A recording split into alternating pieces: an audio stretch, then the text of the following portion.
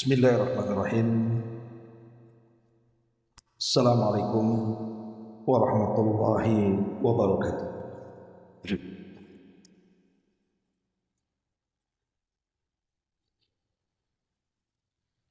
Alhamdulillah, wassalatu wassalamu ala Rasulillah wa ala alihi wa sahbihi wa mawalah wa la hawla wa la quwwata illa billahi wa ba'd. Alhamdulillah, segala puja dan puji hanya milik Allah subhanahu wa ta'ala. Salawat dan juga salam kita curahkan kepada Rasul kita Nabi besar Muhammad sallallahu alaihi wa ala alihi wasallam. Ma'asyiral muslimat rahimakumullah. Terlanjutkan kajian kita membahas tafsir singkat dari surah Al-Insan. Pada minggu yang lalu kita sudah menjelaskan tentang sebab nuzul atau sebab turunnya surah Al-Insan. Dan hari ini kita akan memulai kajian surah Al-Insan dan kita akan jelaskan kalimat per kalimat dari surah yang mulia ini. A'udzubillahi minasyaitonir rajim. Bismillahirrahmanirrahim. Hal ata 'alal insani hinun minad dahri lam yakun syai'an madhkura. Inna khalaqnal insana min nutfatin amsyajin nabtali faja'alnahu sami'an basira.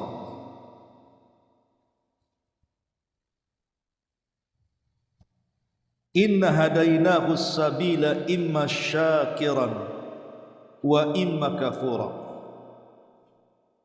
Inna a'tadna lil kafirina salasilan wa aghlalan wa sya'ira. Hal ata 'alal insan, bukankah telah datang kepada manusia hinun minad dahri, satu masa lam yakun syai'an madhkura, di mana tidak menjadi sesuatu benda yang ada penyebutannya.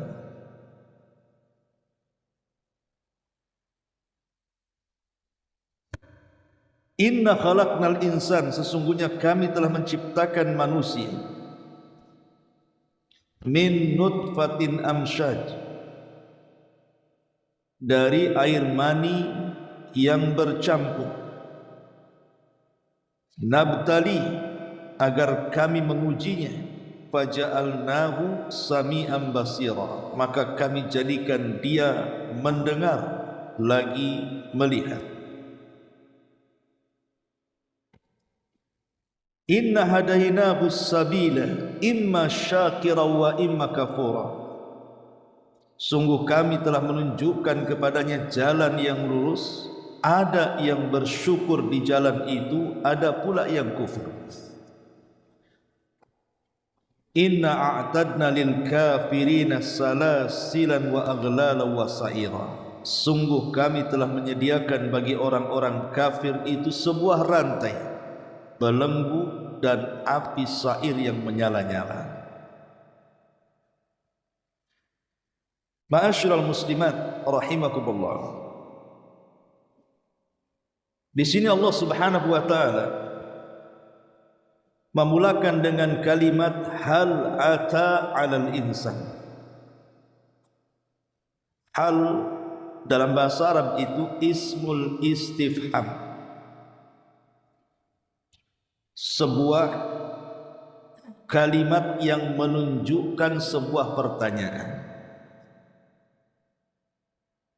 Tetapi yang dimaksud hal di sini bukan bertanya soal kebodohan.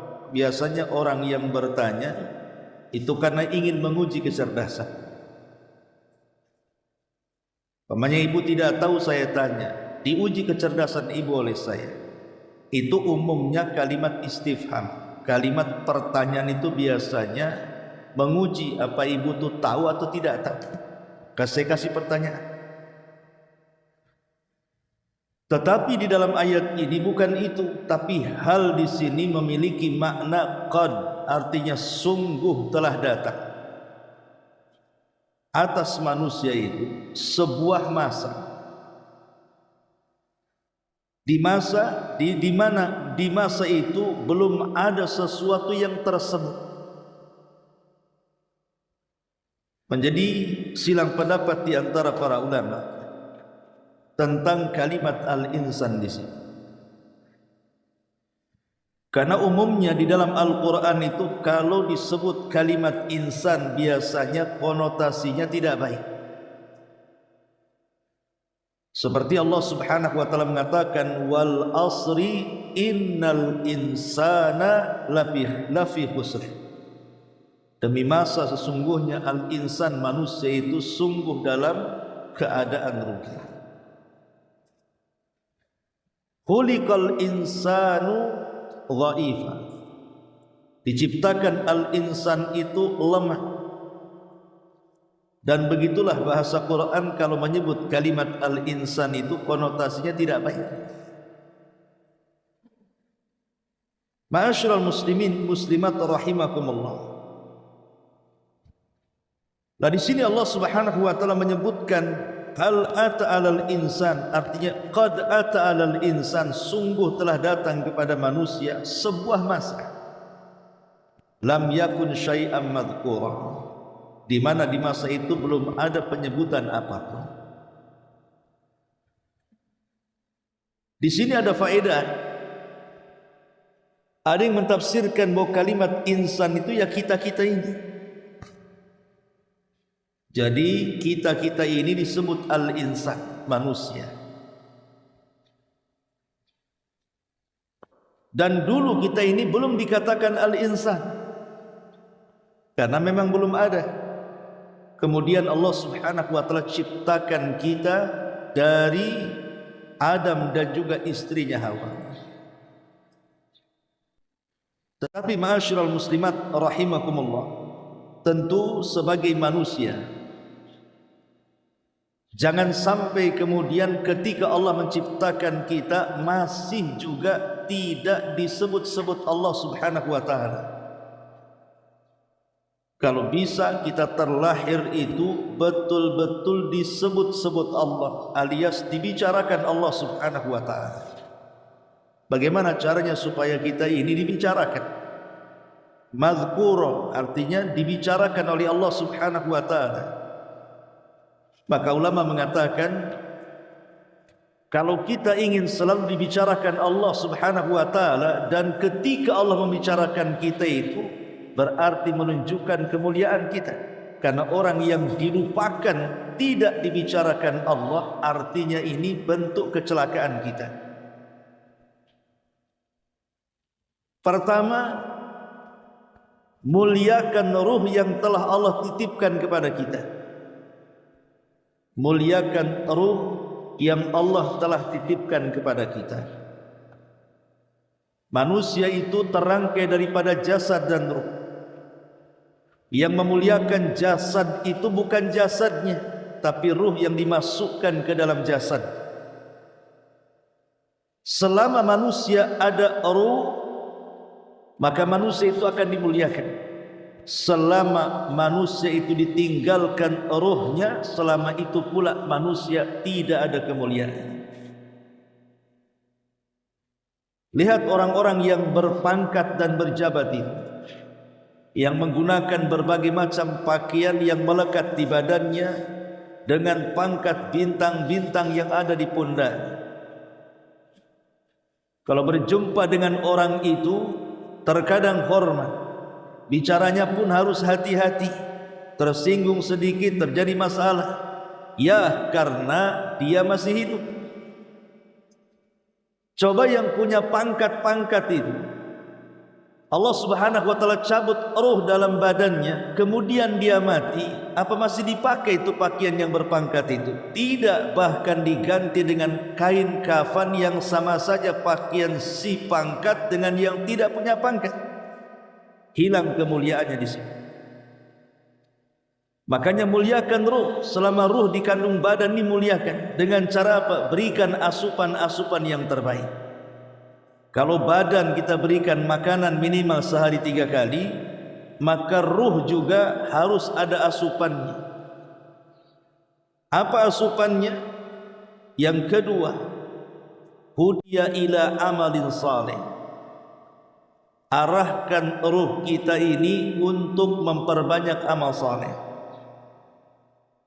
untuk memperbanyak ibadah kepada Allah Subhanahu wa taala, dengan cara mendekatkan diri kepada Allah dengan ketaatan, ya salatnya, puasanya, baca Qur'annya, zikirnya, dan begitu seterusnya, supaya ruh kita menjadi mulia di hadapan Allah Subhanahu wa taala.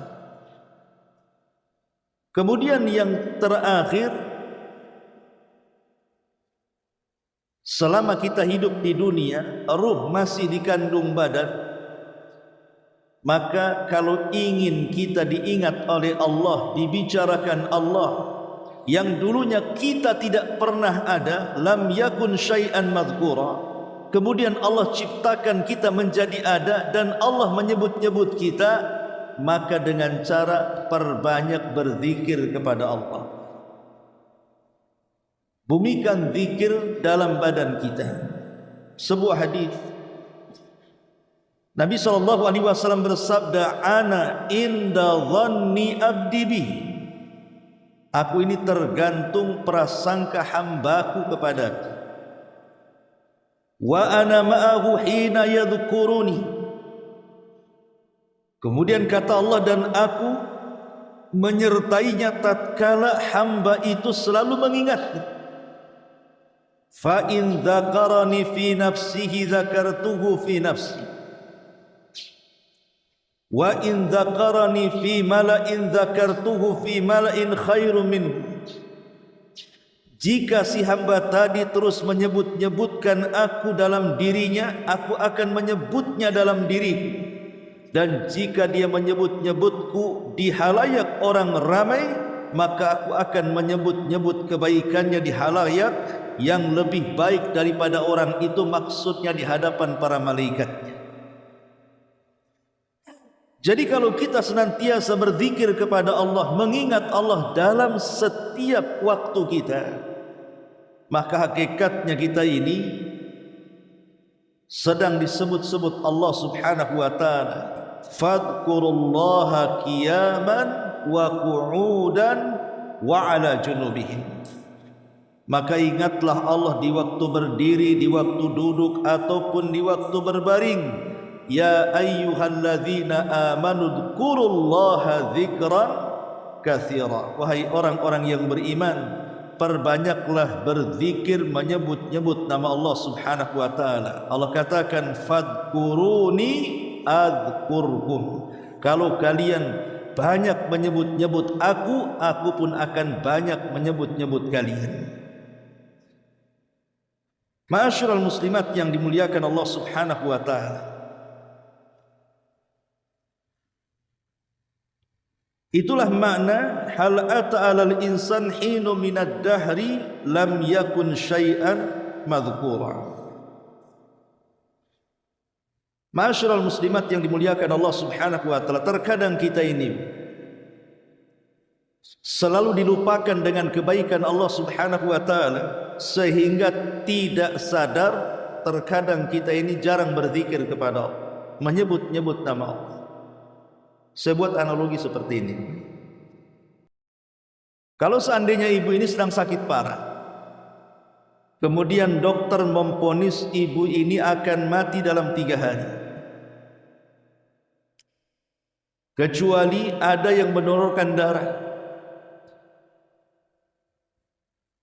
Tiba-tiba kemudian datang entah siapa orangnya, tidak ada hubungan kerabat dengan ibu, kenal pun tidak. Datang pula dia mendonorkan darah. Setelah mendonorkan darahnya, akhirnya dia pun dirawat oleh dokter, kemudian sembuh. Setelah sembuh, orang asing ini memberi uang kepada dia, memberi harta.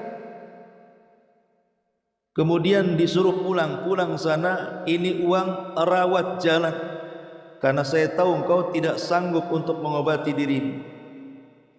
Akhirnya kemudian dia sembuh total dari penyakitnya. Pertanyaannya, mungkin tidak kebaikan orang asing dilupakan?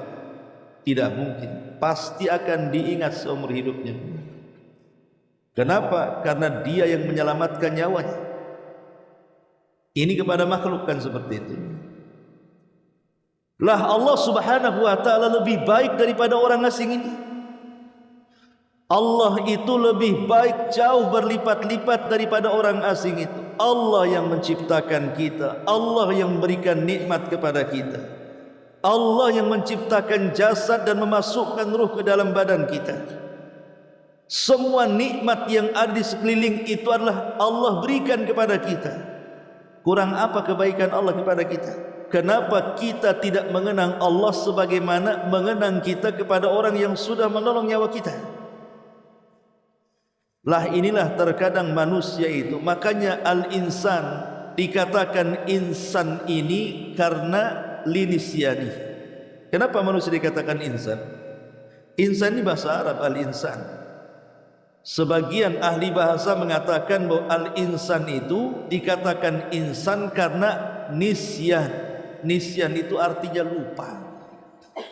Terkadang manusia itu lupa kepada Allah dan tidak mengingat Allah subhanahu wa ta'ala.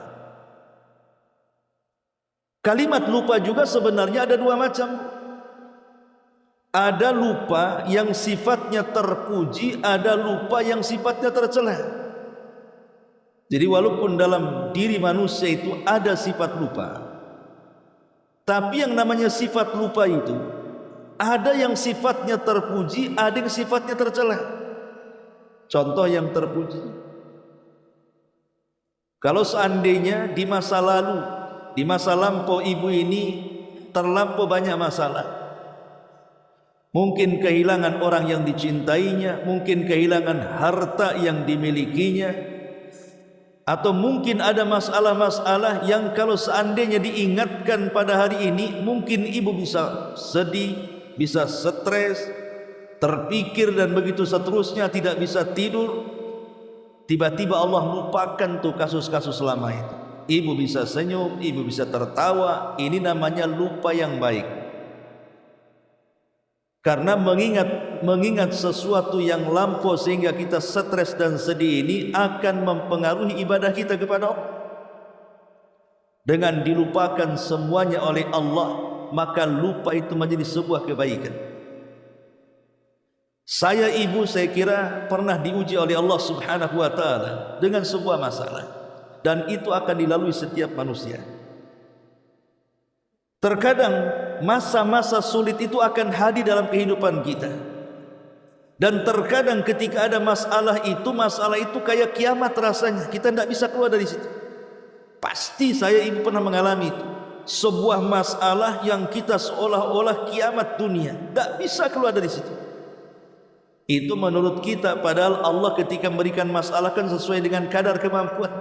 Tapi terkadang kita berpikir tidak, kayaknya tidak bisa saya keluar dari sini, kiamat sudah. Tapi seiring waktu berjalan, ketika masalah itu terurai, enggak ingat lagi tuh masalah itu. Yang ketika ada masalah mungkin ibu hanya bisa nangis, setelah dilupakan masalah itu ibu bisa tersenyum kembali kan. Siapa yang melupakan masalah-masalah itu Allah, dan lupa seperti ini adalah nikmat. Ini yang pertama. Kemudian yang kedua, ada lupa itu bagian daripada azab Allah subhanahu wa ta'ala. Lupa yang tercela itu yang menempel pada manusia ketika dia lupa dari perintah-perintah Allah dan larangan-larangan Allah subhanahu wa ta'ala. Lupa kalau dia diperintahkan salat, dia tidak salat. Lupa kalau diperintahkan puasa, dia meninggalkan puasa. Lupa kalau diperintahkan zakat dan haji, dia tinggalkan zakat dan haji padahal dia mampu. Lupa kalau Allah menyuruh kita membaca Quran, tidak pernah kita baca. Lupa kalau Allah menyuruh kita berzikir, kita pula tak berzikir kepada Allah Azza wa Jalla. Lah lupa-lupa seperti ini digambarkan dalam Quran. Wa man a'rada an dzikri fa inna lahu ma'isyatan dhanka wa nahsyuruhu yawmal qiyamati a'ma qala rabbi lima hasyartani a'ma wa qad kuntu basira qala kadzalika atatka ayatuna fanasitaha wa kadzalikal yawma tunsa wa kadzalika nazzi man asrafa wa lam yu'min bi ayati rabbih la'adzabul akhirati asyaddu wa abqa, kata Allah. Allah katakan dalam Al-Quran, barang siapa yang berpaling mengingat diriku, maka kami akan berikan kepadanya kehidupan yang sempit, dan kelak pada hari kiamat kami butakan matanya. Dia pun mengatakan di hadapan Allah, ya Rabb, kenapa kau kumpulkan kami dalam keadaan buta, padahal dulu di dunia aku melihat. Di sini syahidnya Allah berfirman, begitulah ketika ayat-ayat kami sampai kepadamu, ketika perintah-perintah kami sampai kepadamu, ketika larangan-larangan kami sampai kepadamu, fanasitaha, kau lupakan itu semua. Wa kadzalikal yauma tunsa, begitu juga kami melupakan engkau hari ini kepadamu. Begitulah kami balas orang yang melampaui batas dan tidak beriman dengan ayat-ayat Rabbnya, dan azab akhirat itu lebih dahsyat dan lebih kekal, kata Allah. Lah ini lupa yang tercela. Jadi manusia itu walaupun disifati dengan kalimat al-insan linisyanihi, karena lupanya, tapi jangan sampai kemudian melupakan Allah Subhanahu wa ta'ala. Kalau Allah Subhanahu wa ta'ala melupakan kita, lam yakun syai'an madhkura, maka kita selamanya tidak akan disebut-sebut Allah walaupun kita ada. Wujuduhu ka'adamihi, adanya seperti tidak adanya. Maka jadikanlah orang yang disebut-sebut Allah Subhanahu wa ta'ala. Karena bagaimanapun Allah sudah baik kepada kita. Wa ma bikum min ni'matin faminallah. Semua nikmat yang ada pada kita semua datang dari Allah Subhanahu wa ta'ala. Ini penafsiran yang pertama, al-insan maksudnya ya kita. Penafsiran yang kedua, yang dimaksud al-insan dalam ayat ini adalah abina, bapak kita, abuna, bapak kita Adam, dan ibu kita Hawa. Ma'asyiral muslimat yang dimuliakan Allah Subhanahu wa ta'ala, kalau tadi kita katakan bahwa kita dulunya tidak ada, kemudian ada dan disebut-sebut oleh Allah Subhanahu wa ta'ala karena amal saleh kita. Macam mana Adam alaihi salatu wassalam bisa disebut-sebut oleh Allah Subhanahu wa ta'ala? Adam alaihi salatu wassalam sebelum diciptakan, Allah Subhanahu wa ta'ala memanggil para malaikat, kemudian mengumumkan di hadapan para malaikat, inni ja'ilun fil ardi khalifah, wahai para malaikat, aku akan ciptakan di bumi ini seorang khalifah. Khalifah itu artinya pengganti. Makanya Abu Bakar disebut khalifatu Rasulillah, dia adalah khalifahnya Rasul, artinya pengganti Rasulullah. Siapa yang akan digantikan Adam? Atau menggantikan siapa Adam ini? Menggantikan makhluk yang sebelumnya sudah menempati bumi. Siapa makhluk yang sebelumnya menempati bumi? Itulah bangsa jin.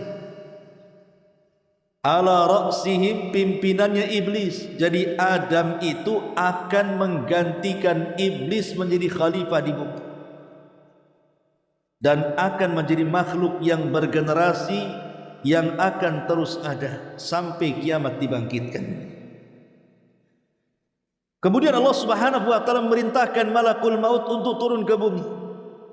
mengambil sebagian tanah dengan berbagai macam warna dan sifat-sifat bumi, kemudian diangkat ke langit sebagai bahan baku dari Adam alaihi salatu wassalam dan diletakkan di antara sorga dan Sidratil Muntaha.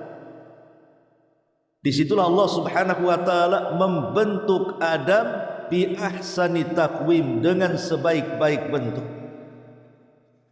Setelah Allah subhanahu wa ta'ala menciptakan Adam dari tanah dan air, tentu air dunia berbeda dengan air yang ada di atas sana.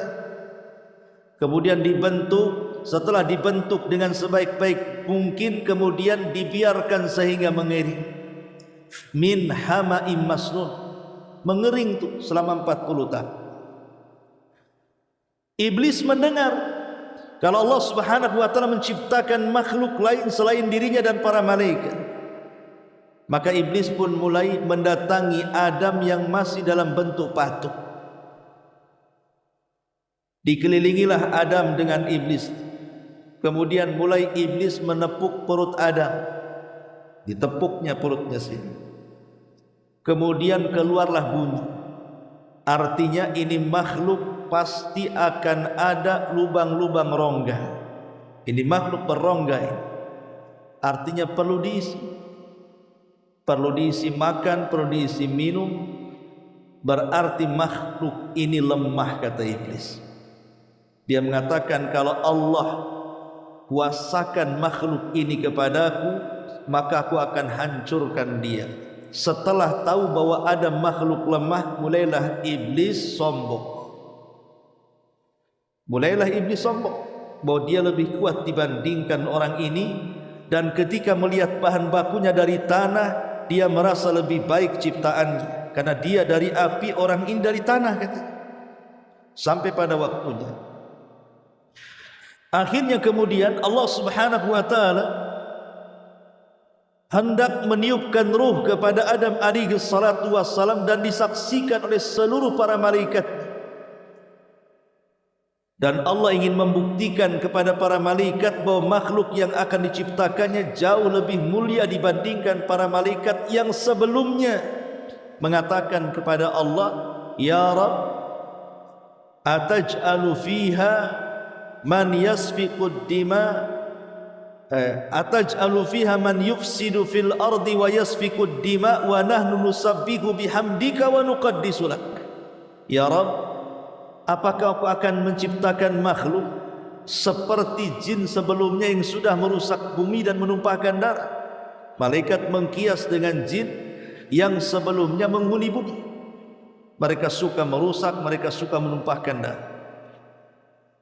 Kemudian malaikat menawarkan dirinya kepada Allah subhanahu wa ta'ala dengan mengatakan, Ya Rabb, kalau seandainya engkau mau, kirim kami saja pengganti jin-jin itu di bumi.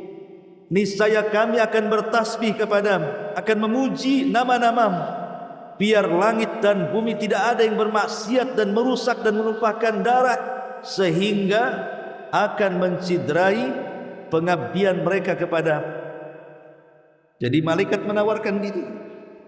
Tapi malaikat ini tergesa-gesa, belum diciptakan sudah menawarkan diri. Adam pun belum diciptakan, kenapa dia tergesa-gesa? Kadang-kadang tergesa-gesa itu kan tidak baik juga. Tetapi karena melihat semangatnya para malaikat beribadah kepada Allah subhanahu wa ta'ala, maka Allah subhanahu wa ta'ala ciptakan Ka'bah bagi para malaikat yang disebut dengan Baitul Ma'mur. Mereka semangat ibadah, dibuatkan Ka'bah oleh Allah. Kok ibadahlah di situ sepuas, di Baitul Ma'mur. Lah setelah Allah subhanahu wa ta'ala mendengar keluh kesah para malaikat, maka Allah subhanahu wa ta'ala mengatakan, Inni a'lamu ma la ta'lamun. Aku lebih tahu dengan ciptaan. Tunggu saja. Sampailah ketika betul-betul Allah ciptakan Adam alaihi salatu wassalam dengan tangannya sekali. Di kemuliaan. Karena iblis diciptakan dengan kun fayakun, tapi Adam diciptakan dengan tangan Allah. Kemudian Allah mengatakan, fa idza sawaituhu.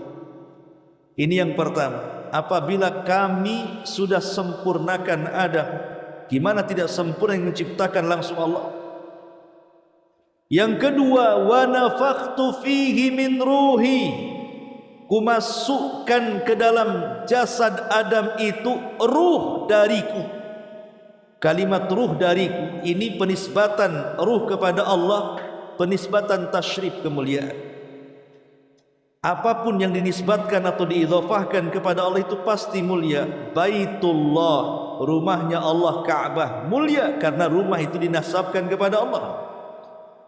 Naqatullah, untanya Allah, mulia karena unta itu diidhafahkan kepada Allah.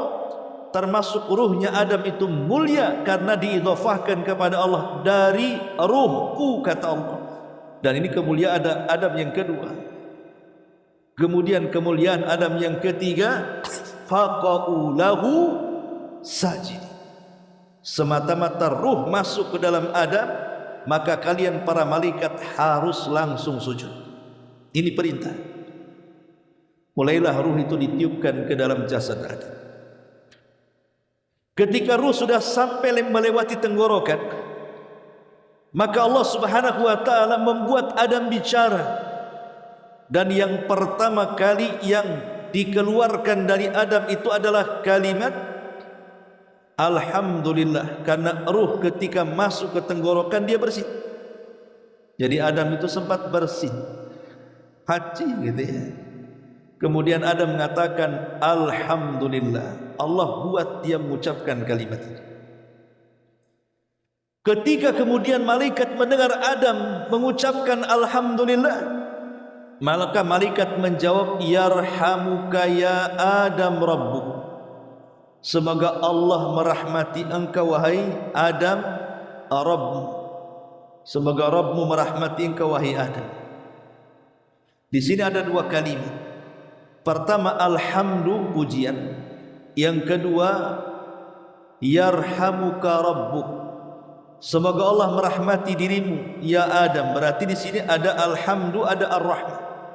Ada pujian dan ada rahmat. Dan pujian dengan rahmat itu selamanya tidak bisa dipisah. Siapa yang memuji Allah Subhanahu wa taala pasti akan diberikan rahmat. Dan siapa yang tidak pernah memuji Allah maka akan dijauhkan daripada rahmat. Karena pujian itu tanda daripada kita memenuhi panggilan Allah Subhanahu wa taala, dan orang yang memenuhi panggilan Allah pasti akan diturunkan rahmat. Dan orang yang tidak pernah memuji Allah artinya dia tidak pernah memenuhi panggilan Allah, ketika itu tidak akan turun rahmat kepada dia. Kemudian setelah ruh sampai di kaki, Adam pun bisa bergerak. Kemudian Allah Subhanahu wa taala merintahkan kepada para malaikat sujud. Semua para malaikat sujud. Satu pula yang tak sujud, siapa? Iblis. Tidak mau sujud. Aba wastakbara wa kana minal kafirin. Enggan iblis, sombong iblis, termasuk makhluk kafir, kata Allah. Setelah kemudian para malaikat sujud, kemudian mereka bangkit. Tentu yang dimaksud sujud di sini bukan sujud ibadah, karena sujud tidak boleh diberikan kecuali kepada Allah. Maksudnya sujud di sini sujud at-takrim, hanya penghormatan saja. Begitulah malaikat caranya menghormati Adam dengan cara sujud. Akhirnya Adam pun diperintahkan Allah Subhanahu wa taala untuk mengucapkan salam kepada para malaikat. Kata Allah, ya Adam idhab ila al-malaikah fasallim alaihim. Wahai Adam, pergi kau kepada para malaikat, ucapkan salam kepada mereka. Maka Adam diilhamkan dengan mengucapkan assalamu alaikum. Maka para malaikat mengatakan waalaikumsalam warahmatullahi. Adam dan seluruh keturunannya melebihi siksanya Allah kepada hamba-hambanya. Inna rahmati sabaqat ghadabi, sesungguhnya rahmatku akan mendahului kemurkaanku, kata Allah. Kemudian setelah itu, maka Adam alaihi salatu wassalam tertidur. Saat tertidur itulah Allah ambil rusuk yang paling atas, yang paling bengkok, yang dekat dengan jantung. Diciptakanlah pasangannya Hawa. Pas Adam bangun, tampak ada perempuan cantik di samping. Siapa kamu? Saya Hawa. Kenapa disebut Hawa? Hawa itu kan bernafas artinya. Karena satu-satunya makhluk yang diciptakan dari makhluk yang bernyawa adalah Hawa. Karena Adam diciptakan dari makhluk mati. Tanah air itu mati. Tapi Hawa diciptakan dari makhluk yang hidup, maka disebut Hawa. Keluar oksigen. Ya. Ketika ditanya, man, siapa anda? Saya Hawa. Kenapa Allah menciptakan kamu? Liaskuna ilaika, agar aku membawa ketenangan kepadamu. Maka ketika itulah Allah letakkan kepada Adam perasaan cinta dan juga perasaan sayang kepada Hawa. Dari sini Allah katakan, wa min ayatihi an khalaqalakum min anfusikum azwaja litaskunu ilaiha wa ja'ala bainakum mawaddatan wa rahmah inna fi dzalika laayatin liqaumin yatafakkarun. Dan dari tanda-tanda kuasa Allah jadikan kalian berpasangan Adam dan Hawa. Untuk apa? Supaya kalian saling cinta, kemudian tumbuh rasa sayang. Jadi Adam dicintakan dengan Hawa dan disayangkan dengan Hawa, akhirnya tumbuh perasaan sakinah, ketenangan. Baru dari situ Allah katakan, masuklah kalian berdua ke dalam surga. Fakulu minha haitsu syi'tuma wa la taqrabu hadhihi syajarah fatakuna minadh dhalimin.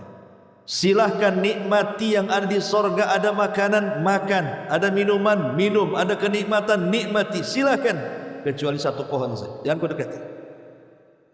Tapi Allah takdirkan Adam pun lupa dengan perintah, makanya disebut al-insan keturunannya, karena lupa tadi. Didekati pula pohon itu, dimakan pula buahnya. Akhirnya Adam pun diusir dari sorga, kemudian ke dunia.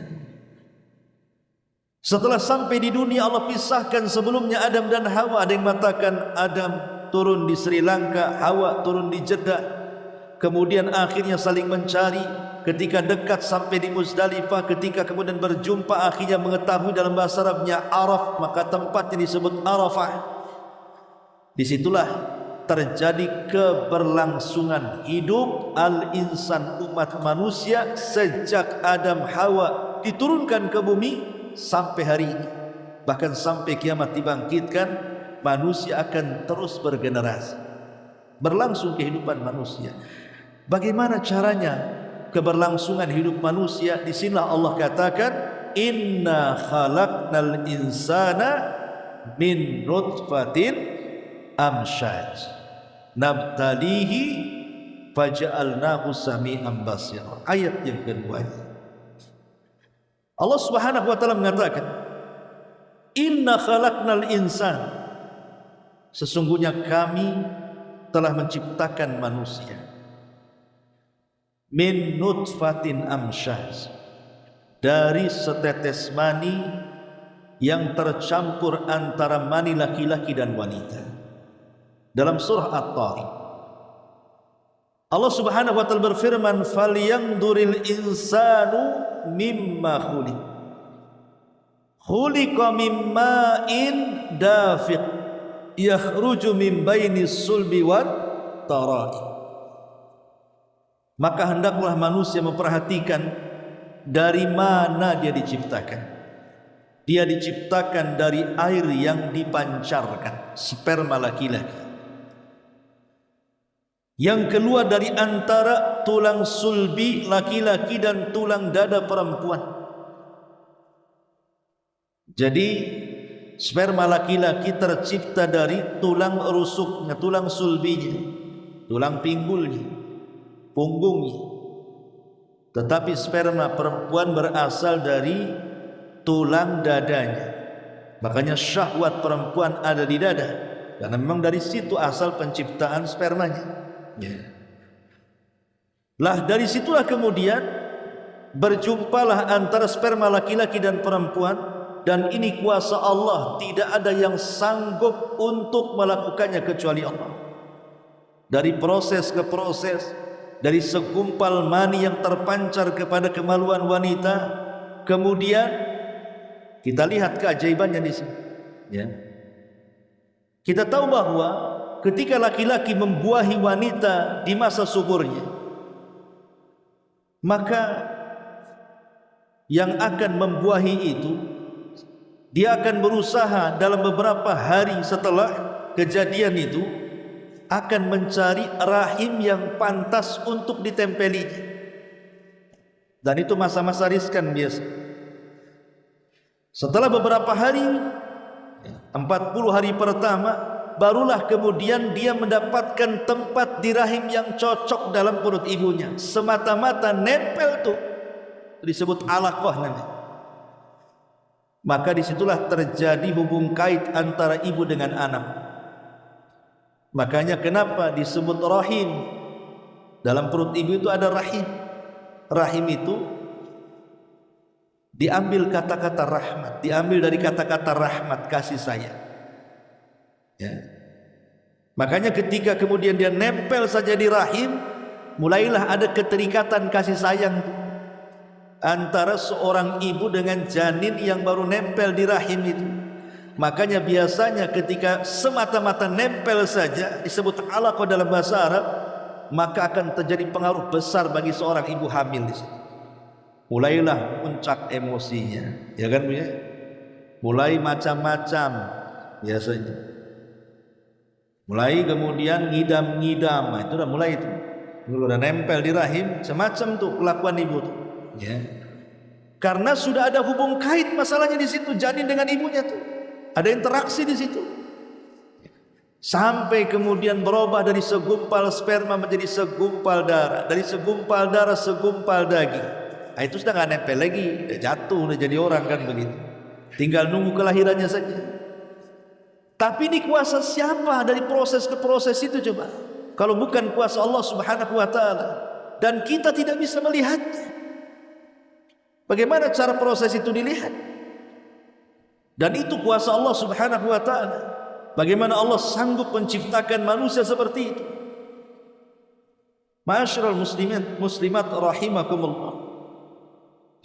Lah ketika kemudian janin itu sudah waktunya lahir, maka kemudian lahirlah dia ke dunia. Ketika lahir ke dunia, kemudian Allah berikan nikmat dia sampai dia akil balik.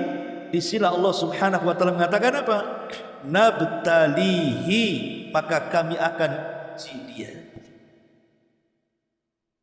Faja'alnahu sami'an basira, maka kami jadikan dia bisa mendengar, kami jadikan dia bisa melihat. Untuk apa? Untuk menjalankan ujian itu. Nabtalihi ini penting, kita akan jelaskan ya. Ma'asyiral muslimat yang dimuliakan Allah Subhanahu wa taala, jangan dikira manusia lahir ke muka bumi ini, Bu, saya, ibu atau siapapun, tidak diuji oleh Allah Subhanahu wa taala. Pasti diuji. Pasti diuji. Allah katakan dalam surah Al-Ankabut ayat 2 dan 3. Ahasiban nas an yutraku an yaqulu amanna wa hum la yuftanun.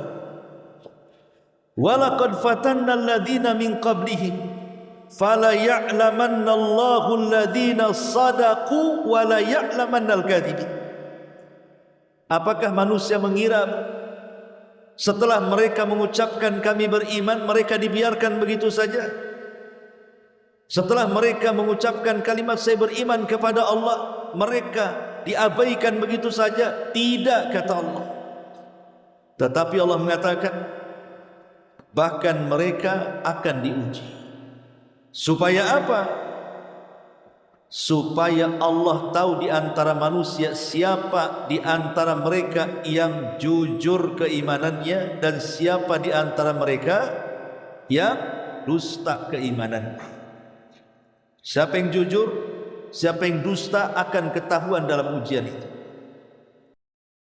Karena bagaimana cara mengujinya? Saya beriman, ya Allah saya beriman, belum diuji. Apakah ucapan beriman itu betul karena Allah atau bukan karena Allah? Maka diturunkanlah ujian itu dalam bentuk dua. Pertama al-awamir, perintah-perintah. Yang kedua an-nawahi, larangan-larangan. Inilah ujian yang Allah turunkan kepada kita. Perintah dan larangan. Apakah kita sanggup menjalankan perintah ataukah kita sanggup menjauhi larangan? Ujian kita cuma dua di dunia ini. Satu perintah terbagi dua, ada yang wajib, ada yang sunnah. Dua larangan ada dua, ada yang haram, ada yang makruh. Yang tidak ada perintah, tidak ada larangan disebut mubah. Itulah ujian di depan kita. Nabtalihi faja'alnahu sami'an basira. Kami akan uji dia dengan perintah dan larangan, dengan yang wajib, dengan yang sunnah, dengan yang haram, dengan yang makruh. Itulah ujian kita. Bisa enggak kita ini dalam setiap ujian itu mempertahankan dua perkara ini, melaksanakan perintah dan menjauhi larangan? Lalu apa hakikat ujian manusia itu? Hakikat ujian manusia juga ada dua. Pertama, ujian yang baik. Yang kedua, ujian yang buruk. Dua-duanya ujian. Allah Subhanahu wa taala mengatakan, "Wa nabluukum bisyarri wal khairi fitnah." Kami akan uji kalian dengan perkara baik dan perkara buruk. Dua-duanya ujian bagi kalian. Lalu rincian ujian seperti apa? Disebutkan di dalam surah Al-Baqarah ayat 155 sampai 157. Itu rincian ujian. Allah Subhanahu wa taala mengatakan, "Wala nabluwannakum bi syai'in minal khaufi wal ju'i wa naqsim minal amwali wal anfusi was samarat wa basyiris sabirin alladzina idza asabatkum musibatun qalu inna lillahi wa inna ilaihi raji'un." Inilah ujian rinciannya. Kata Allah, "Wa nabluwakum," sungguh kami akan uji kalian, bisyai'in, dari sedikit. Jadi ujian itu tidak banyak, sedikit saja. Tapi yang sedikit ini ada yang sukses dengan ujian, ada pula yang tidak sukses dengan ujian. Padahal yang diujikan itu tak banyak, kata Allah. Makanya bahasa Quran bisyai'in, dengan sesuatu yang sedikit. Apa saja itu? Pertama, minal khaufi, dari rasa takut yang ditanamkan Allah kepada hati kita. Manusia itu ada dua sifat yang berlawanan, satu berani, satu takut. Kalau yang mendominasi berani, dia pemberani. Kalau yang mendominasi takut, berarti dia penakut. Lah, takut ini ada dua macam, ada yang terpuji dan ada yang tercela. Adapun takut yang tercela adalah takut yang membawa kepada kemaksiatan kita kepada Allah Subhanahu wa taala. Dan umumnya di masyarakat itu takut yang tercela itu karena tiga hal. Pertama, takut miskin. Dia kaya, takut miskin. Yang kedua, takut jatuh. Dia sudah jadi pemimpin, jadi pejabat, dimuliakan, dihargai, dihormati, takut jatuh. Karena kalau sudah jatuh tidak ada yang menghargai dia. Dan yang ketiga, takut mati. Tapi takut mati yang tidak beralasan, karena terlampau cintanya dia dengan dunia, akhirnya takut mati. Lah, inilah tiga ketakutan yang akan menghantui setiap kita. Saya, ibu, siapapun akan dihantui dengan tiga perkara ini. Terkadang kita takut dengan masa depan anak, kan, nanti macam mana anak saya ke depan.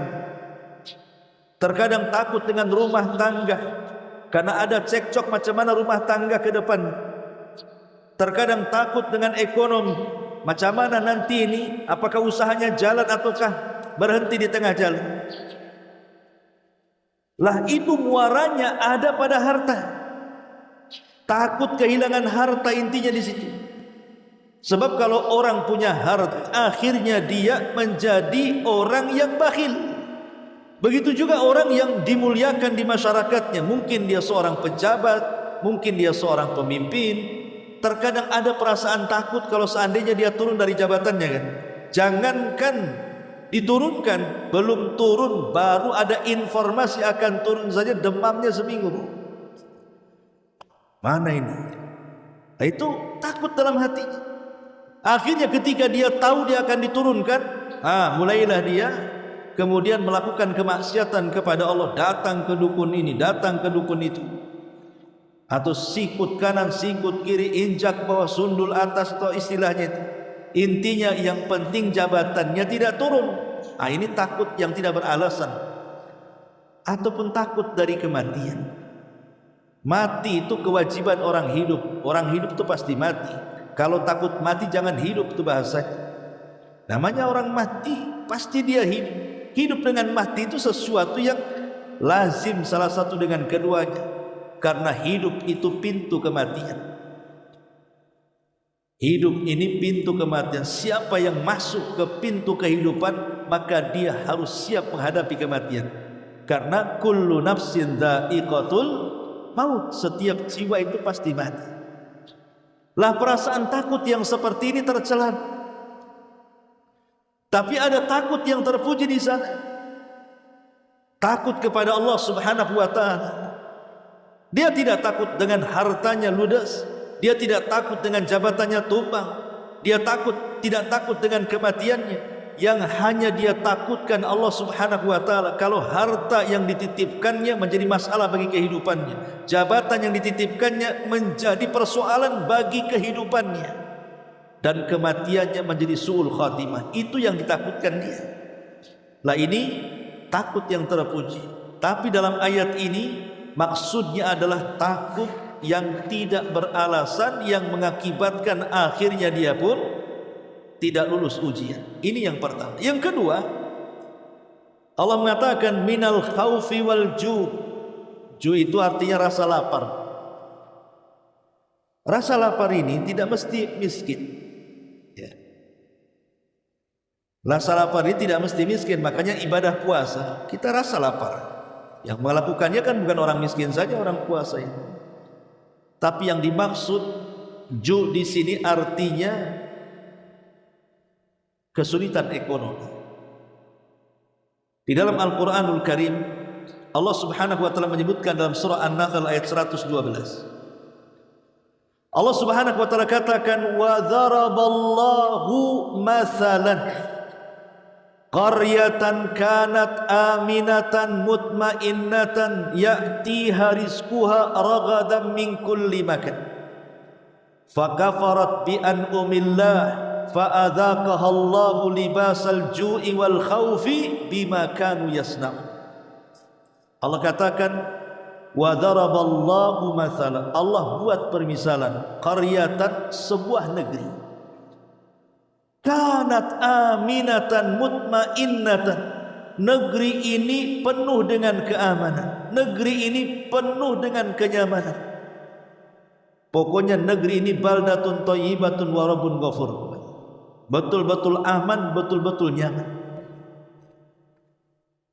Ya'tiha rizquha ragadan min kulli makan, rizkinya datang dari semua arah. Pun Allah mengatakan fakafarat bi an'umillah, tetapi penduduknya kemudian kufur. Kemudian kufur penduduk. Apa yang terjadi? Fa'adzaqaha Allahu libasal ju'i wal khaufi, maka Allah timpakan pakaian rasa lapar, wal khaufi, dan ketakutan, bima kanu yasnaun, akan akibat ulah mereka. Zaman dulu ada sebuah negeri namanya Sabah. Negeri Sabah itu negeri sorga, membuat cemburu negeri-negeri yang lainnya. Kenapa? Karena negeri itu negeri yang aman, negeri itu negeri yang nyaman, negeri itu negeri yang rizkinya datang dari semua arah. Sampai-sampai disebut sorga. Makanya lihat negara-negara maju itu, bangunan-bangunannya, kemewahan-kemewahannya terkadang memukau mata kita melihat. Tetapi rupanya kaum Sabah ini kufur, sudah mulai meninggalkan tauhid, kemudian mulai menyembah selain daripada Allah, mulai melakukan kezaliman dan kejahatan. maka Allah subhanahu wa ta'ala azab mereka dengan cara dihabiskan dengan banjir bandang. Akhirnya semua kebanggaan mereka dari buah-buahan yang setiap hari tidak pernah ada musimnya panen terus, dari situlah penghasilan mereka, Allah hancurkan semuanya, tinggal 3 pohon yang disisakan, itu pun tidak bisa dimakan. Itulah karena kufur kepada Allah. Dulu kita tahu bahwa negeri Afrika itu lebih kaya dibandingkan Arab Saudi. Afrika itu negeri kaya dulu. Arab Saudi tidak sekaya Afrika. Tapi ketika seorang syekh bercerita bagaimana di sana orang banyak yang kemudian meninggalkan agamanya, kenikmatan yang banyak tidak disyukurinya. Terkadang menyembelih kambing itu dibuang semuanya, hanya mungkin diambil hatinya saja, hanya diambil daging sagarnya, yang lainnya dibuang, kepalanya semua dibuang. Mubadzir, kufur dengan nikmat Allah subhanahu wa ta'ala. Akhirnya apa yang terjadi? Lihat negeri Afrika. Kata Syekh ini mengatakan menjadi negeri yang paling miskin. Tapi lihat Saudi Arabia, dulunya negeri miskin, tapi sekarang menjadi kaya karena banyak bersyukur kepada Allah Azza wa Jalla. Itu sebuah negeri. Jangan jauh-jauh, negeri kita juga lah. Negeri kita ini katanya negeri yang paling kaya, kaya segalanya, baik lautnya, baik daratnya, baik hutannya, baik gunungnya, dan begitu seterusnya. Bisa saja kenikmatan yang Allah berikan dan anugerahkan kepada kita Allah cabut kalau kita kufur ya. Kalau kita kufur, tidak menjaga alam umpamanya, nebang pohon sembarangan, akhirnya hutan pada gundul dan begitu seterusnya. Jadi musibah di mana-mana, longsor, banjir, macam-macam akhir. Ma'asyiral muslimat yang dimuliakan Allah Azza wa Jalla, berakhir dengan kesulitan ekonomi. Itulah minal ju'. Kemudian yang ketiga, wa naqsim minal amwal. Naqsim minal amwal, kurang dari kekurangan harta, artinya kefakiran. Terkadang kita diuji dengan kefakiran. Di dalam hadis Nabi mengatakan, ajaban li amril mu'min, inna amrahu kullahu khairun. Sangat mengherankan perkara yang seorang mu'min, semua bagi dia perkara itu baik, tidak ada yang tidak baik bagi dia. In asabathu dharra'u sabara fakana khairan lah, wa in asabathu sarra'u syakara fakana khairan lah, wa laysa dzalika illa lil mu'min. Kalau ditimpa madarat kefakiran umpamanya, dia sabar. Kalau ditimpa kenikmatan, dia kaya raya, dia bersyukur. Dan yang demikian tidak ada kecuali seorang mukmin yang bisa merasakan. Jadi seorang mukmin itu tidak akan memadaratkan bagi dia, baik di atas kefakiran atau di atas kekayaan. Itu maksudnya. Dua-duanya sama saja bagi seorang mukmin. Dan dua-duanya dijadikan ladang pahala. Kalau memang fakir, maka dia bersabar, jadi pahala bagi kehidupan. Kalau dia kaya, dia bersyukur, jadi pahala dalam kehidupannya. Cuman terkadang kita ini kalau menghadapi kekayaan, mungkin kita bisa bersyukur. Tapi kalau menghadapi kefakiran, terkadang jarang yang lulus dalam ujian sabar. Diuji keimanannya di sini. Ya. Ketika fakir itu diuji keimanan kita. Nabtalihi faja'alnahu sami'an basira. Allah uji itu kefakiran kita itu. Apakah saat kefakiran kita ini betul-betul kita ini ikhlas karena Allah, menerima takdir dari Allah, qanaah, pokoknya rela dengan pemberian Allah, atau sebaliknya dengan kefakiran ini didekatkan dengan kekufuran. Sampai ada istilah para ulama itu, bukan hadis, kadal faqr an yakuna kufra. Kefakiran itu terkadang didekatkan dengan kekufuran. Kita lihat coba berita-berita ketika terjadi bencana, akhirnya kemudian banyak orang-orang yang diungsikan dan menjadi pengungsian. Akhirnya datang orang-orang non di luar dari Islam kan, membawa beras, membawa minyak, membawa apa, membawa ini. Akhirnya kemudian satu persatu murtad hanya gara-gara faktor ekonomi. Lah yang lebih parah lagi, kita tahu bahwa fakir harta itu tidak lebih parah daripada fakir ilmu. Makanya harta dengan ilmu itu kalau ingin selamat, gandengkan. Kata Nabi SAW, dunia ini dihuni oleh 4 manusia. 1 orang yang diberikan harta dan diberikan ilmu. Dengan ilmunya dia salurkan hartanya di jalan Allah, maka ini orang yang paling baik. 2 orang yang diberikan ilmu tapi tidak diberikan harta, tapi dia berangan-angan, kalau aku punya harta aku pun ingin seperti yang pertama, maka pahala dia dengan yang pertama sama di hadapan Allah. Yang ketiga, ada orang yang diberikan harta tapi tidak diberikan ilmu, karena jahil akhirnya dia hura-hura dengan hartanya, maksiat kemana-mana, maka ini orang yang paling buruk di sisi Allah. Yang paling apes yang keempat, tak punya harta, tak punya ilmu, sudah bodoh miskin. Nah itu masalah. Berangan-angan dia, kalau aku punya harta ingin seperti orang ketiga, aku pun sama ingin menghambur-hamburkan. Ini Pak, dosa orang yang keempat dengan yang ketiga sama saja. Makanya kalau Allah uji dengan kefakiran, fakir harta, jangan pula fakir ilmu. Enggak apa-apa saya miskin, tapi janganlah kemudian saya bodoh, gitu maksudnya. Sebab kalau sudah bodoh dia fakir, kuadrat jadinya. Akhirnya apa? Kebodohannya masuk kepada kekufuran. Mau diajak masuk agama di luar daripada Islam, mau diajak nyuri, mau diajak rampok, mau diajak nipu, itu fakir bodoh namanya. Makanya kefakiran itu harus diiringi dengan ilmu, supaya ilmu itu yang membimbing kefakirannya, gitu maksudnya. Jangan sampai sudah miskin harta, jangan pula miskin ilmu. Sebab ilmu yang membimbing. Enggak apa-apa saya fakir, nikmati saja. Kalau bisa bersyukur, bersyukur. Bagaimana cara bersyukur orang fakir? Bersyukur saya fakir karena nanti pertanyaan di hadapan Allah cuma 1. Adapun orang kaya pertanyaan 2. Dari mana kau dapatkan harta? Kemana kau belanjakan? Katanya. Saya kan 1 saja pertanyaannya. Hidupkan syukur itu.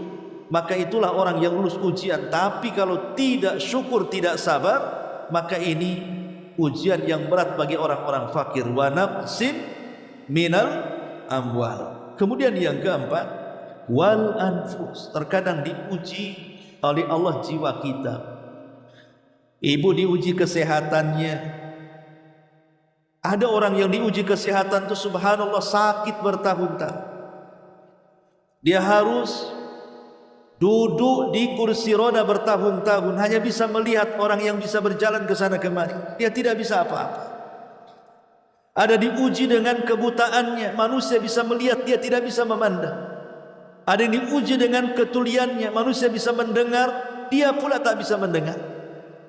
Ada diuji dengan otaknya, dengan kegilaannya. Macam-macam ujian jiwa itu. Dan ujian yang paling berat dalam jiwa itu adalah kematian. Terkadang orang diuji dengan kematian. Ma'asyiral muslimat yang dimuliakan Allah Azza wa Jalla, tidak ada manusia yang lebih sabar dibandingkan Ibrahim dan Ismail. Diuji oleh Allah Subhanahu wa taala dengan kematian. Ketika Ibrahim bermimpi di malam harinya bahwa dia menyembelih putranya, dia langsung datang kepada Ismail dan mengatakan, ya bunayya inni ara fil manami anni adbahuka fanzur madza tara. Wahai anakku, semalam bapakmu bermimpi bahwa bapakmu menyembelih dirimu, macam mana pendapatmu? Ismail ini Bu, itu satu-satunya putra Ibrahim. Ibrahim itu sudah 100 tahun tidak punya anak, tiba-tiba punya anak laki-laki lagi, satu-satunya lagi, karena belum punya anak lainnya. Yang dinantikan puluhan tahun, sudah tua, dikiranya istrinya mandul, tahu-tahu punya anak dari wanita lain, dari Hajar. Lahirlah Ismail. Apa tidak sayang tuh Ibrahim? Sayanglah. Tiba-tiba diperintah untuk dibunuh dengan cara disembelih. Kalau anak 5 kan enak, yang 4 soleh, yang 1 preman. Yang preman aja lah kan gitu. Itu kalau ada pilihan kan. Ini nggak ada pilihan, cuma 1. Gimana ini caranya? Akhirnya kemudian Ibrahim coba berdialog dengan Ismail itu. Tapi Ismail karena didikan Hajar, dia mengatakan, ya abatif alma tu'mar satajiduni insyaallahu minas sabirin. Kalau ini perintah Allah, lakukan saja. Lihat, ini ujian. Ujian mau dibunuh, lakukan saja. Lakukan saja. Lihat orang-orang yang dipenjara, yang sudah diponis kematian. Harusnya kalau sudah jelas-jelas dia diponis kematiannya, harusnya kan memperbaiki sebelum ponis itu datang. Karena sedang diuji jiwanya. Apakah dia akan diloloskan dari ujian itu ataukah tidak? Tapi karena Ismail ini memang anak yang saleh, itulah gunanya kita punya anak yang saleh. Karena kalau Ismail tidak saleh, tentu dia akan bantah bapaknya. Tetapi Ismail ini anak yang baik, makanya dia mengatakan, wahai bapakku, kalau ini perintah Allah, lihat, bukan perintah kamu, ini perintah Allah. Ismail mengatakan kepada ayahnya, kalau ini perintah Allah, lakukan, dan saya pasti akan sabar. Begitulah ibu yang muliakan Allah Subhanahu wa taala. Ujian yang keempat. Kemudian yang kelima, was-samarah, buah-buahan. Terkadang ada petani itu sudah nampak lah kan, padi-padi itu sudah menguning, udah menghayal nih kalau panen bisa beli motor, kulkas, rumah, macam-macam. Setelah hari hanya datang wereng, datang tikus, datang banjir, datang badai, habis semuanya. Itulah ujian. Ujian. Ibu nanam mangga, dari kecil kepengen mangga tanaman sendiri, nggak mau mangga dari orang, dirawat sampai besar, udah berbuah, datang codot pula. Tahu codot? Datang kelelawar, habis dimakan kelelawar. Sabar, karena namanya buah-buahan juga bagian daripada ujian. Makanya Allah mengatakan wabasyiri sabirin. Tetapi sebenarnya Allah sudah ingin memberikan solusi kepada kita. Kalau kita diuji oleh Allah dengan rasa takut, takut miskin dari kaya, takut turun dari jabatan, takut mati, atau diuji dengan lapar ekonomi yang sulit, atau diuji dengan kemiskinan, atau diuji jiwanya dengan penyakit, atau diuji dengan habisnya buah-buahan. Konsep Quran itu kalau ingin tenang dari ujian dan lolos dari ujian itu, maka kita harus meyakini kalimat inna lillahi wa inna ilaihi raji'un, karena hanya itulah yang bisa menyabarkan kita. Inna lillah, semua datang dari Allah, akan kembali kepada Allah. Dulu kita lahir tidak punya harta, Allah kasih harta, Allah ambil lagi hartanya. Inna lillahi wa inna ilaihi raji'un. Tinggal gitu saja. Dulu lahir tidak ada pangkat, tidak ada jabatan, tidak ada kepemimpinan. Kemudian Allah kasih tuh pangkat, jabatan, kepemimpinan, tiba-tiba diambil. Inna lillahi wa inna ilaihi raji'un. Dan begitu semuanya. Kita lahir loh nggak ada nikmat apapun di badan. Tiba-tiba kenikmatan dicabut, ya itu terserah Allah. Makanya kemudian Allah mengatakan wabasyiri sabirin. Kasih kabar gembira orang-orang yang sabar. Orang yang segala-galanya mengembalikan kepada Allah Subhanahu wa taala, karena itu milik dari Allah Subhanahu wa taala. Semua hanya titipan kepada kita. Bukan kita yang memiliki segalanya. Badan kita aja milik Allah. Jangan cerita harta. Badan lo kita milik Allah. Kalau badan kita mau diambil oleh Allah, ya silahkan. Karena ini milik Allah Subhanahu wa taala semua. Ma'asyiral muslimat yang dimuliakan, Allah mengatakan apa? Nabtalihi faja'alnahu sami'an basira. Kemudian kami jadikan manusia itu melihat dan mendengar. Allah ingin lihat. Nikmat pendengaran dan nikmat penglihatan itu digunakan untuk apa? Allah uji itu. Apakah pendengaran kita ini lebih banyak mendengar yang positif, ataukah lebih banyak mendengar yang negatif? Apakah telinga itu kita gunakan untuk mendengar orang yang membaca Quran, orang yang sedang berdakwah, orang yang sedang memberikan nasihat, Ataukah justru telinga kita ini dengarkan kepada orang yang sedang ngerumpi, yang sedang menggibah, yang sedang namimah, yang sedang memfitnah dan begitu seterusnya? Atau didengarkan musik tidak mau Quran? Maka nanti akan ditanya oleh Allah Subhanahu wa taala. Karena ini nikmat pendengaran ini. Ya. Kemudian juga penglihatan. Mata kita ini lebih banyak melihat ke yang mana gitu ya. Apakah melihat kepada yang halal ataukah melihat ke yang haram?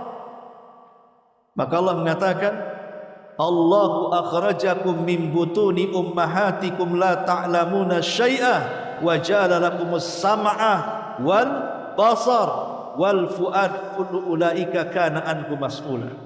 Allah telah keluarkan kalian dari perut ibu kalian tidak mengetahui sesuatu apapun, tapi kemudian Allah berikan pendengaran, Allah berikan penglihatan, Allah berikan akal, dan 3 wasilah itu akan ditanya di hadapan Allah Subhanahu wa taala. Faja'alnahu sami'an basira. Kemudian Allah Subhanahu wa taala mengatakan,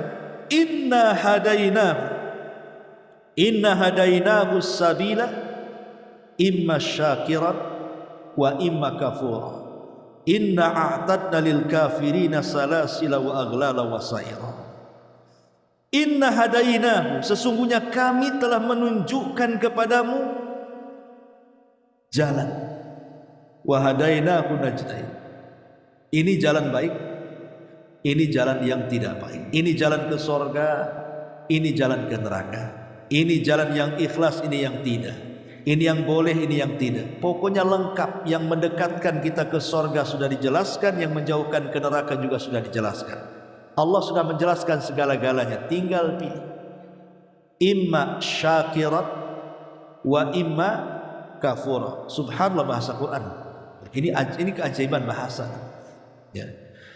Ketika Allah Subhanahu wa taala menyebut kalimat syukur dengan kalimat syakir, bukan syakur. Kan ada syakir, ada syakur. Tapi ketika menyebut kalimat kufur, bukan kafiran, tapi kafuran. Kenapa enggak disamakan saja? Inna hadainahu sabila imma syakuran wa imma kafuran. Kan enak tuh. Ini enggak. Atau mungkin kita samakan dengan Inna hadainahu sabila imma syakiran wa imma kafiran, umpamanya kan. Hendak yang satu syakur, yang satu syakir, yang satu kafur pula. Syakir itu artinya sedikit bersyukur. Kalau syakur itu banyak bersyukur. Jadi syakur itu namanya siag al-mubalaghah, bentuk yang berlebihan. Kalau syakir itu sedikit syukur, kalau syakur banyak bersyukur. Wa qalilun min ibadiyas syakur, bukan syakir, syakur. Dan sedikit sekali hamba-hambaku yang banyak bersyukur. Syakur itu banyak bersyukur. Kalau syakir sedikit bersyukur. Tapi kalau kafur banyak kufurnya. Kalau kafir sedikit kufurnya. Kafiran sedikit kufurnya. Kafuran banyak kufurnya. Ketika Allah menyebut syukur menggunakan bahasa sedikit, ketika menyebut kufur menggunakan bahasa banyak. Kenapa coba? Kenapa Allah menyebut kalimat dengan 2 lafaz yang berbeda? Karena manusia itu lebih banyak kufur dibandingkan syukur. Itu maksudnya. Manusia itu lebih banyak kufurnya dibandingkan syukurnya. Makanya syakiran menunjukkan sedikit bersyukur, kafuran menunjukkan banyaknya kufur. Bahkan orang yang bersyukur sekalipun, kalau seandainya kita kerahkan usia kita ini, kita kerahkan segala daya dan upaya kita untuk bersyukur kepada Allah Subhanahu wa taala, niscaya belum bisa bersyukur dengan nikmat yang Allah anugerahkan kepada kita. Manusia yang paling baik siapa? Nabi. Manusia yang paling bersyukur siapa? Nabi. Bahkan diberikan hidayah, taufik untuk bersyukur kepada Allah. Satu malam Nabi SAW sedang salat. Ketika sujud, Aisyah radhiyallahu an, tangannya tersentuh dengan kaki Nabi. Rupanya kaki Nabi itu pecah-pecah. Saking banyak salatnya. Kalau ibu pecah-pecah bukan karena banyak sholat, banyak jalan itu. Jadi Aisyah radhiyallahu anha mengatakan, ya Rasulullah, sebaiknya kau kurangilah ibadah. Jangan begitu rajin gitu maksudnya. Kau sudah sepuh masalahnya. Bukankah Allah sudah mengampuni dosamu yang telah, yang sedang, yang akan datang? Kalau sudah diampuni dosamu yang telah, yang sedang, dan yang akan datang, ya jangan seperti itulah berlebihan ibadahnya sampai kakimu pecah-pecah. Jadi Aisyah ini sayang dengan suaminya Rasulullah, kasihan karena sudah sepuh masalahnya. Tapi apa jawaban Nabi SAW? Dia mengatakan, ya Aish, afala akunu, atau afala tuhibbu, atau afala uhibbu abdan syakura. Afala uhibbu abdan syakura ya Aisyah. Ya. Tidakkah aku suka kalau seandainya aku menjadi hamba yang bersyukur? Nabi saja merasa kurang syukurnya, sampai harus setiap malam sholat malam sampai pecah-pecah. Itu sekelas Nabi. Makanya kalau kita gunakan waktu-waktu kita, semua daya upaya kita untuk bersyukur, belum bisa bersyukur kita ini kepada Allah. Karena Allah mengatakan, wa qalilun min ibadiyas syakur, sedikit sekali lah kita ini bersyukur kepada Allah. Tetapi kita ini terlampau banyak kufur. Makanya Allah mengatakan kafuro, banyak kali kufur kita kepada Allah. Masyarul muslimat yang dimuliakan Allah Azza wa Jalla, saya buat logika seperti ini. Seandainya ada anak, ibu punya anak, sejak ibu lahirkan si anak itu, subhanallah, ibu didik dengan baiklah anak itu sampai dia dewasa, tidak pernah menyakiti. Anak itu saking baiknya itu tidak pernah menyakiti sama sekali. Ya, menyenangkan hati ibu, melapangkan dada ibu, membantu ibu, pokoknya top markotop lah anak itu. Seumur hidup tidak pernah dia nyusahkan orang tuanya. Sekali waktu anak itu terucap kalimat, mungkin kalimat ini melukai hati orang tuanya. Satu kali saja dia mengucapkan kalimat, mungkin dia mengatakan kepada ibunya dasar pelacur, mengatakan kepada bapaknya dasar bajingan. Seumur-umur anak itu nggak pernah mengucapkan kecuali yang santun. Tiba-tiba dia mengucapkan kalimat yang kotor satu kali. Terkadang yang satu itu pula yang lengket di hati orang tua. Ya kan? Itu pula yang satu yang lengket di hati orang tua. Padahal dari mulai lahir sampai dia dewasa, dia itu tidak pernah berbuat jahat. Akhlaknya bagus, ucapannya santun, sopan dengan orang tuanya. Tapi gara-gara satu kalimat bisa terluka tuh orang tua, dan orang tua melupakan kebaikan si anak dari kecil sampai dewasa. Ini pula yang terjadi, maaf ibu, dengan hadis Nabi SAW ketika Rasul masuk ke dalam surga. Ternyata penghuninya kebanyakan siapa? Ibu-ibu, bukan bapak-bapak. Kemudian Rasul ditanya, kenapa ya Rasulullah kebanyakan penghuni perempuan itu mama? Ibu-ibu perempuan, kenapa? Kemudian Rasul mengatakan ketika ditanya oleh para sahabat, apakah mereka tidak sholat? Mereka sholat. Apa mereka tidak puasa? Puasa. Apa mereka tidak sedekah? Rajin sedekahnya. Mereka nggak ngaji-ngaji. Mereka ibadahnya oke. Tapi mereka satu kekurangannya, wa yakfurnal asyir, kufur dengan suami. Kemudian Rasul menjelaskan apa maksud kufur dengan suami. Kalau seandainya suami itu tidak pernah berbuat jahat kepada ibu sepanjang masa, bayangkan, suami itu baik dari mulai nikah, sudah mungkin 40-50 tahun berjalan, tidak pernah menyakiti ibu sama sekali. Satu kali suami melakukan kesalahan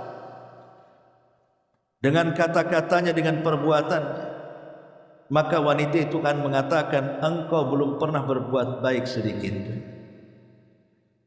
Ini sama kasus pertama dan kedua kan.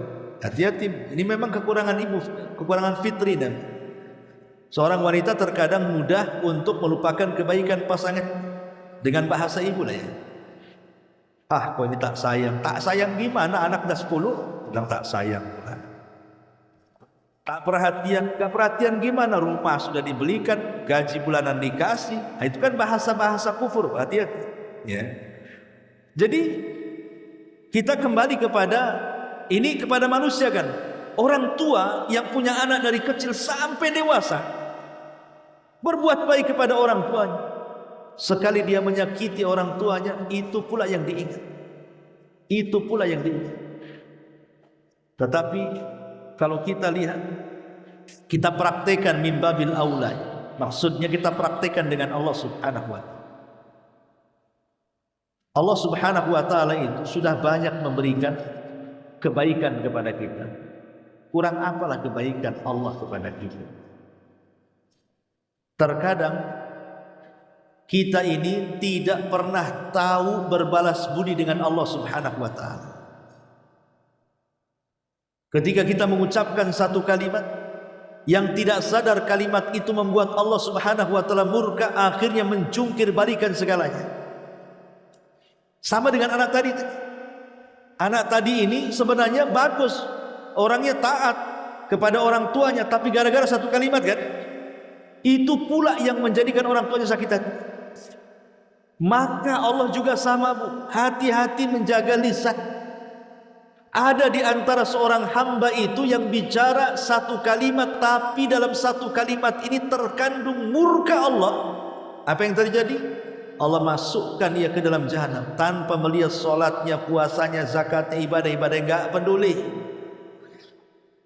Gara-gara satu kalimat, yang kalimat ini membuat Allah murka, maka menjungkir balikan dunianya semuanya.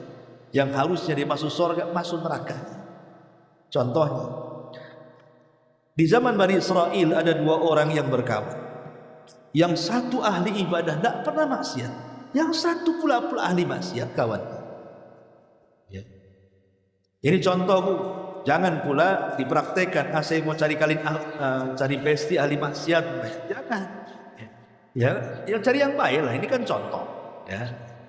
Jadi yang ahli ibadah ini baik awalnya, suka nasihati kawannya yang ahli maksiat, tolonglah berhenti maksiatmu itu. Nanti azab Allah. Terus nasihat, ya hidayah belum masuk, tetap saja dia bermaksiat sampai pada waktunya. Cengkel yang ahli ibadah ini, degil dia, nasihati tak mau. Dia melihat kemaksiatan sudah tidak bisa ditolerir, datang dia mengatakan, kalau engkau tidak berhenti dari maksiat, wallahi, bersumpah dia, ya, wallahi la yaghfirallahu lak aw la yunjika minan nar. Demi Allah, Allah tidak akan mengampuni dosa.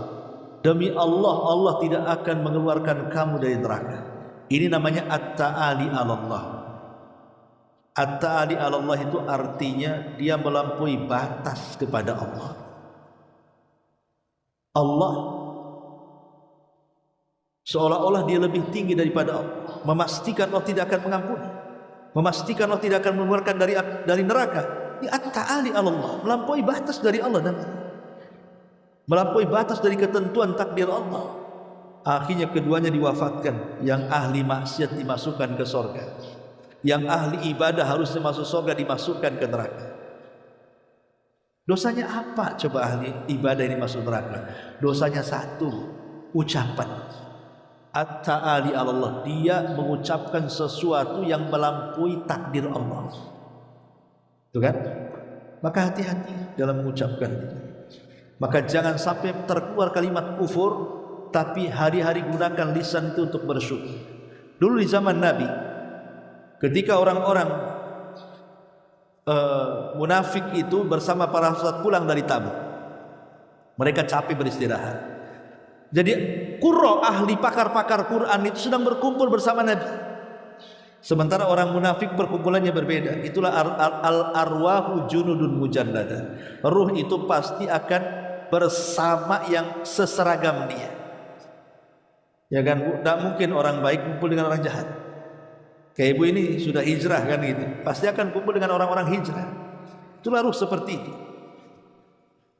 Jadi orang-orang munafik ini melihat para pakar Quran yang kumpul bersama Nabi. Tiba-tiba salah seorang di antara mereka nyeletuk, dengan bahasa guyon maksudnya, tapi bahasa itu menjadikan mereka kafir setelah keimanan. Apa bahasanya? Orang ini mengatakan, ma ra'ayna, aku tidak pernah melihat manusia yang paling rakus perut. Coba, yang paling rakus perut, yang paling dusta lisan, yang paling pengecut ketika berjumpa dengan lawannya kecuali mereka. Disyaratkan kepada siapa? Pakar-pakar Quran yang ada di sekitar Nabi. Mereka salah. Pakar-pakar Quran itu adalah wali-wali Allah. Setiap hari mereka membaca kalam Allah. Setiap hari mereka mempelajari Al-Quran dari Rasulullah. Tiba-tiba dihina oleh orang-orang munafik. Turun ayat, abillahi wa ayatihi wa rasulihi kuntum tastahzi'un. Apakah dengan ayatnya, apakah dengan Allah, dengan ayatnya, dengan Rasulnya, kuntum tastahzi'un, engkau mengolok-olok? La ta'tadiru qad kafartum ba'da imanikum. Tidak ada alasan bagimu, engkau sudah kafir setelah keimanan kalian. Turun ayat ini. Jadi hati-hati, lisan ini sebagai nikmat, maka bersyukurlah dengan lisan. Mata ini nikmat, bersyukurlah dengan mata. Telinga ini nikmat, bersyukurlah dengan telinga. Tangan kaki nikmat, bersyukur dengan tangan kaki kita, dan begitu seterusnya. Jadikan semua anggota badan kita ini dalam rangka mensyukuri nikmat Allah Subhanahu wa taala. Sebab kalau tidak, Allah ancam di ayat selanjutnya, inna a'tadna lil kafirina salasilan wa aghlalan wa sa'ira. Maka kami akan siapkan kepada orang-orang itu, apa itu? Aghlal, salasilan, belenggu rantai, salasilan, rantai-rantai neraka, wa aghlalan, belenggu-belenggu neraka, wa sa'ira, dan neraka yang siap untuk menyala-nyala. Ma'asyiral muslimat yang dimuliakan Allah Subhanahu wa taala, ketika Allah Subhanahu wa taala mengatakan kalimat fujur, bahwa manusia itu ada yang bersyukur, ada juga yang fujur. Allah Subhanahu wa taala mengatakan fa'alhamaha fujuraha wa taqwaha. Jadi kufur itu bagian daripada fujur. Kufur itu bagian daripada fujur. Fujur itu artinya orang yang tidak mau kebaikan. Itu namanya fujur. Lah itu setiap jiwa manusia itu bisa kufur karena kefajiran. Dan fajir itu datang dari syaitan, sementara syukur itu datang dari para malaikat. Makanya setiap manusia itu ada korinnya kan? Ada korin yang baik, ada korin yang jahat. Maka berlindunglah kepada dari korin yang jahat dan teruslah dekat dengan korin yang baik, maksudnya para malaikat-malaikat Allah Subhanahu wa taala. Wallahu a'lam bishawab. Sampai di sini saja. Mudah-mudahan ada manfaatnya. Sebelum saya tutup, kalau ada yang bertanya, silakan.